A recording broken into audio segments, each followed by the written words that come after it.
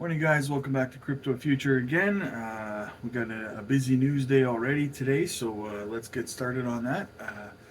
Get you guys updated and on your way as quickly as I possibly can. Always, not financial advice. So, in a tweet thread by David Schwartz, he tweeted out a photo saying, and so we shall go to war. And then a response from someone named TikTok. But we've been at war for 2 years. David Schwartz replies, some of us, but now it really should be all of us. Exactly, guys. The whole space is coming together to fight against the SEC right now, you guys. Even you're seeing, Coinbase is standing up and they're saying, no, we're going to fight this to the end and we're going to win.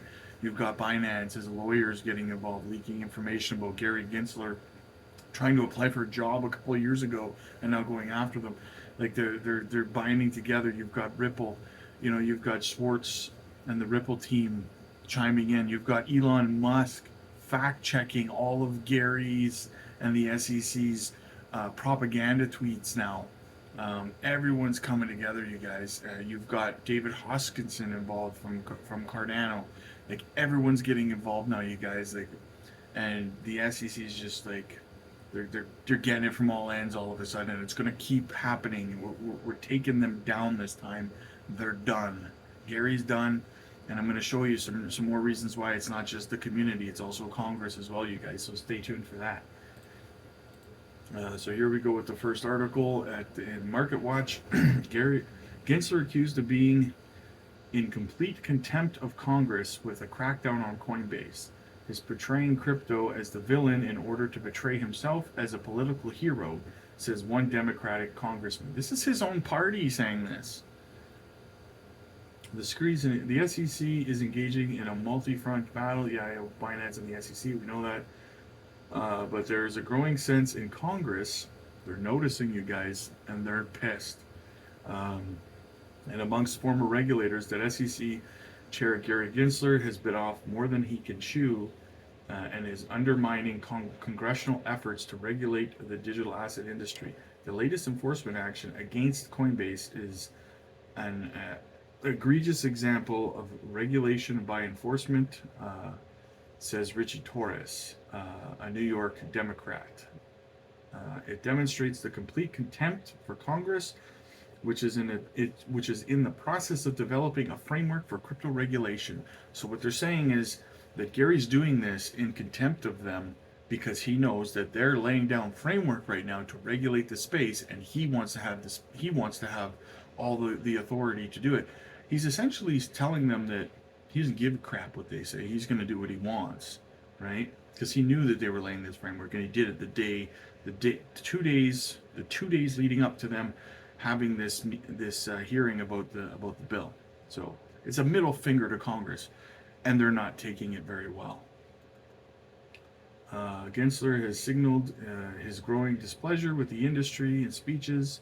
Yeah, we've seen that 100 times, talking about I've been around finance for 40 years. I've never seen a field so non-compliant with laws written by Congress. So it kind of reminds you of the old man sitting on the stairs just complaining, I've been around so long and I've never seen something this bad. And they get with the times or get out, Gary. Torres, who sits on the House Financial Services Committee that oversees the SEC, says Gensler's current stance is evidence of a radical revision of his views of the technology from when he taught at MIT. Probably because he applied for a job in the industry and got rejected by CZ. Shots fired.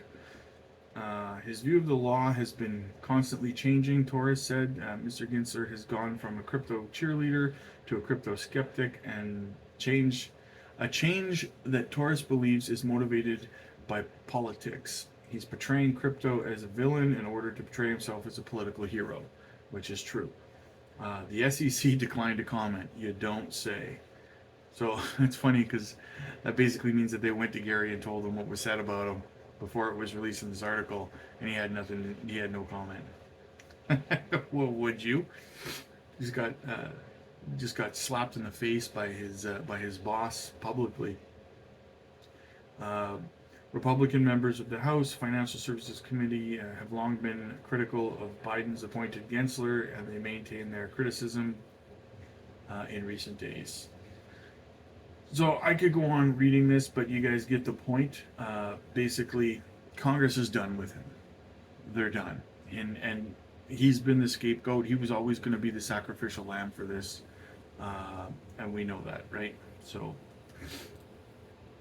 and then I saw this post, and this person was this tweet. Sorry, and this person was upset. They were saying, "Oh, I think there's a bit of confusion with Binance US." They're saying, "Oh, they're delisting Quant."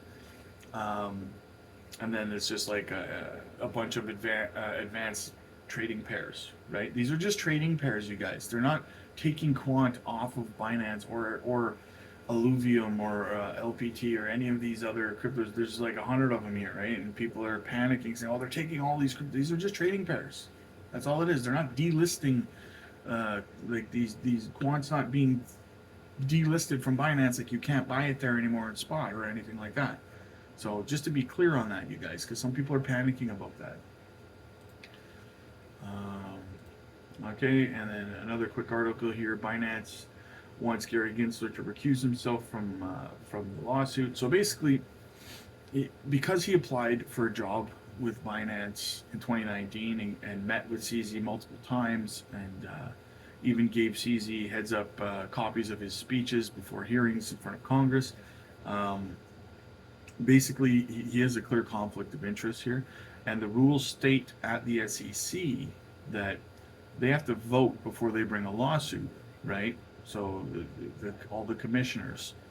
And the theory behind this basically is that Gary should not have a vote. You're not allowed to have a vote on whether you should sue or not if you have a clear conflict of interest. And Gary has a clear conflict of interest. So basically, if Gary recuses himself or is forced to recuse himself, then he might not have enough, the SEC might not have enough votes to actually go through with filing this lawsuit in the first place.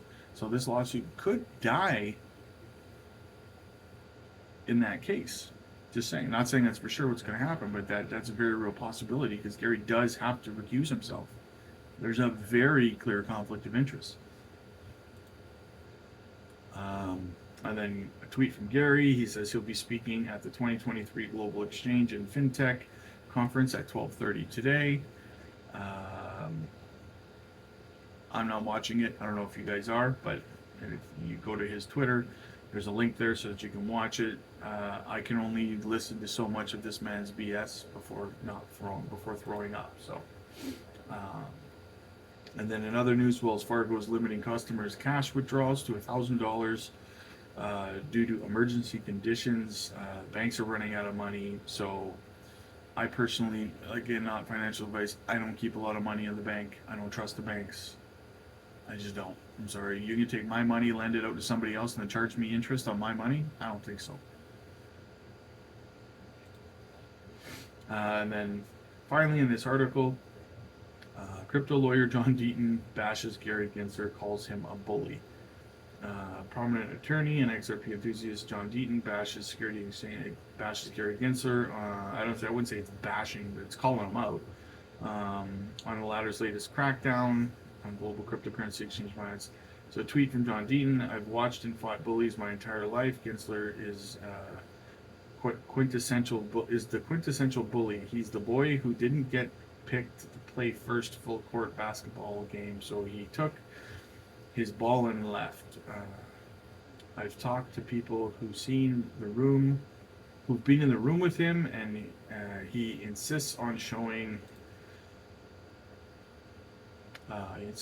everyone he's the smartest guy in the room, the child prodigy that became the youngest partner in Goldman Sachs history. He's disliked by everyone. He was cutting a deal with the biggest fraudster, SBF, and ready to give regulatory advantage to FTX, an offshore exchange, while screwing Coinbase and an American exchange. Gary Gensler is a bad man, full stop." And he's absolutely right. And I think that if we can convince SBF to whistleblow on Gary, then maybe we can get criminal charges filed against Gary, because he is, in my opinion, he is a criminal. There is no way that this man is not broken. He's broken so many. I mean, at the very least, he should be fired. Anyway, I'm not going to ramble on, you guys. That's the news of the day so far. I'll be back this evening with some more updates, possibly a couple of shorts, depending on what happens throughout the day. And yeah, so shoot me a like, you guys. Shoot me a subscribe. I greatly appreciate it. We're trying to get to 1,000 subscribers. Every single one helps. I appreciate all you guys who've stuck with me so far through this. We're building a great community here, guys. Shoot me a like, subscribe, comment down below. Let me know if you have any video requests, and I'll definitely do those as well.